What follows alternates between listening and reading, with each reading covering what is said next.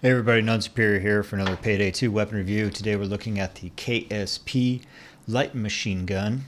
Doesn't look very light to me, but I guess compared to a regular machine gun, it's light because you can pick it up and walk around with it.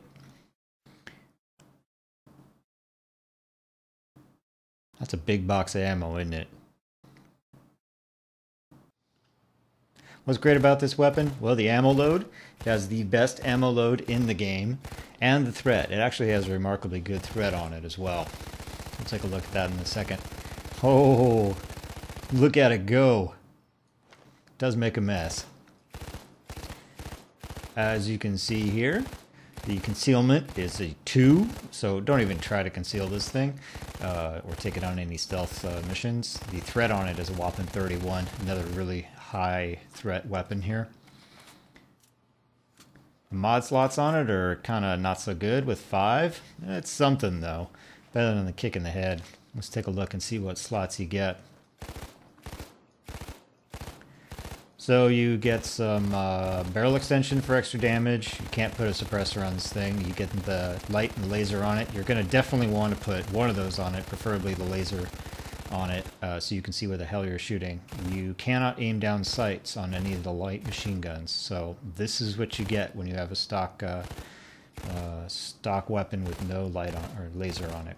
Stability on it is good with a 17, but that's kind of deceiving because you can see here, it may be stable, but you can't hit a damn thing with it anyway. So stability is mainly for shooting down corridors in this case. The ammo load on it, as I mentioned, is great. The greatest. 400 rounds at 28 damage. 28 damage is pretty average for most of the assault rifles.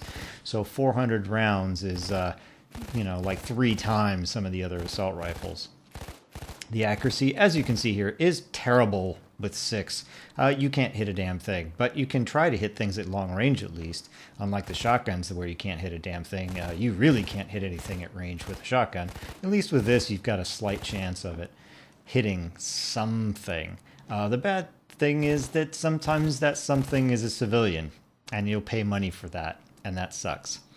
The damage on it is good with a 28, which is pretty typical for most of the assault rifles, as I mentioned. You can see here I have a hard time opening that metal door, mainly because I can't keep it stable on the door frame. Let's take a look and see how it does on the move. Yeah, on the move it's terrible. Shots go all over the place. Regardless of the stability numbers and the accuracy numbers, you can see what the results are here. The results are just spray and pray. In a very literal sort of sense. You're going to pray to hit anything other than the ground. Let's take a look and see how it does on Jewelry Store. Certainly against these light targets in close range, it's just going to mow them down. But you can see even here I have some trouble getting things to hit 100% of the time. At the longer ranges here on Jewelry Store, which isn't even long range, it's still very medium range, it's just, you know, cross your fingers. So all of a sudden that really high ammo load doesn't look so good anymore, and that really high magazine capacity is not as useful as you might think. So I would use this weapon only on short range maps, nightclub, Jewelry Store, maybe that kind of thing, where you're just going to be shooting down, you know, hallways into people's faces and not having to like aim at anything because you can't hit anything. Anyway, that's been the KSP. I've been None Superior. You've been stupendous as usual. And I'll see you later.